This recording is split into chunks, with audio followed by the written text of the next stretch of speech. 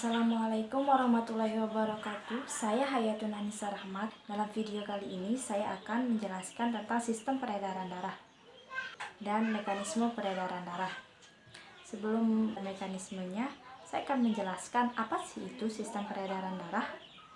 Sistem peredaran darah atau dalam dunia kedokteran sering disebut dengan sistem kardiovaskular. Sistem kardiovaskular merupakan suatu sistem yang berguna untuk menyalurkan zat-zat penting ke seluruh tubuh.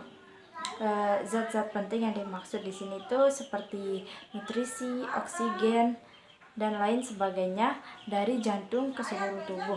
Selain berperan sebagai penyalur zat, sistem peredaran darah juga memiliki fungsi penting lain seperti mengeluarkan zat karbon dioksida, mengeluarkan metabolisme tubuh melalui paru-paru, menyalurkan hormon ke seluruh tubuh, menyalurkan suhu tubuh agar rata ke seluruh tubuh, lalu juga mempertahankan kinerja sistem organ tubuh dan juga membantu untuk memulihkan penyakit.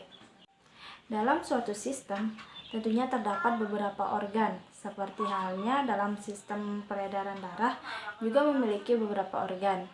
Nah, di antaranya yang pertama itu ada organ jantung. Organ jantung merupakan organ vital pada tubuh manusia yang bertugas sebagai pemompa darah ke seluruh tubuh. Terletak di antara paru-paru di tengah-tengah dada, tepatnya di bagian belakang sisi kiri tulang dada. Lalu yang kedua ada pembuluh darah. Pembuluh darah merupakan organ peredaran darah yang berbentuk tabung elastis atau pipa yang berfungsi sebagai untuk membawa darah dari jantung ke seluruh. Lalu yang selanjutnya ada darah.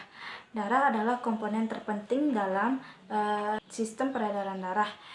Darah memiliki fungsi sebagai pembawa nutrisi, oksigen, hormon, antibodi, serta berbagai zat lainnya dari dan ke seluruh tubuh. Macam-macam darah antara lain itu ada plasma darah, sel darah merah, sel darah putih atau leukosit, dan juga keping darah. Oke, kali ini saya akan menjelaskan sistematika sistem peredaran darah pada manusia.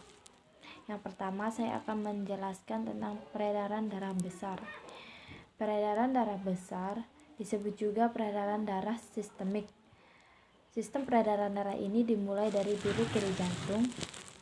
Bilik kiri memompa darah yang mengandung oksigen dan nutrisi melalui aorta atau pembuluh darah utama ke seluruh tubuh. Ketika darah telah rendah oksigen, maka darah akan berkumpul di pembuluh darah lalu bergerak ke serambi kanan jantung.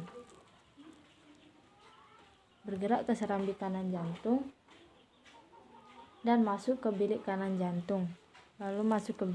jantung. Adapun pembuluh darah yang bekerja yaitu vena cava superior membawa darah dari kepala dan lengan jantung ke jantung, serta vena cava inferior membawa darah dari perut dan kaki ke jantung. Lalu selanjutnya saya akan menjelaskan peredaran darah kecil. Peredaran darah kecil disebut juga peredaran darah pulmonal. Sistem peredaran darah kecil dimulai ketika darah yang berada pada bilik kanan jantung yang rendah oksigen akan dipompa oleh arteri pulmonalis menuju ke paru-paru. Lalu disinilah karbon dioksida akan dilepaskan dalam darah, dilepaskan ke saluran paru-paru dan akan meninggalkan tubuh ketika kita bernapas.